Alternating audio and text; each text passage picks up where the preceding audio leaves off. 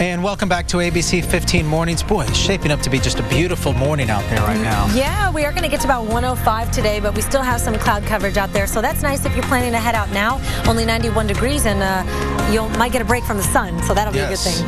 Well, you know, there's a new survey out from USA Today, and it suggests that many Americans really want do-overs as they get closer to retirement. Yeah, that's because they're not financially ready to begin this next chapter of their lives. So CPA Bob Hockensmith is joining us. Thank you for waking up. We appreciate it. And you know what? One thing important to note here, it's never too late to start. That's exactly right. A lot of people think, well, I'm too old, so it's too late. It's never too late.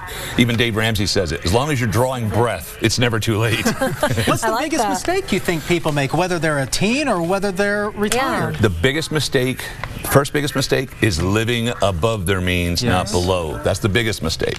Second biggest mistake, not saving for the future. And so how do we prepare, Bob? Well, the first thing is start living below your means. That is absolutely the first thing you can do. Accumulate wealth, start living below your means. And that's a hard thing for a lot of people to do because they think they're in, you know, I deserve this, you know, this car because I've worked hard, or I deserve this night out on the town. But you got to learn to live below your means and then start putting money away. That's the second thing to do. And start think putting ahead. money away. Yeah, right, absolutely. Because it may be hard now, but in, you know, however many years till you retire, you're going to be grateful that you did. Exactly. Well, you know, most financial planners actually say plan for 40 years in retirement. Wow. So once you retire, once you start drawing your retirement, expect to do that for 40 years. And that's a huge change from the past. Bob, I want to ask you, what do you tell your clients as it relates to Social Security? Should people even bank on it being there? What's your advice? Today, the average Social Security check is $1,200 a month. That's not a lot. And a lot of people actually live on Social Security only, which is truly sad. So what you need to understand is, one, Social Security will be here for a long, long time. It may change as to how we get it. For instance, you may have to wait until you're older to receive it. Social Security started in 1935, and you had to be 70 years old to draw it. So they finally drawed it down to 62, but they're going to actually bring it back up to 70 with some time. So what other key points do you want the viewers to know? Well, the first thing to do is obviously start putting money away. We talked about that. Understand that you also have to get your legal documents in order as well.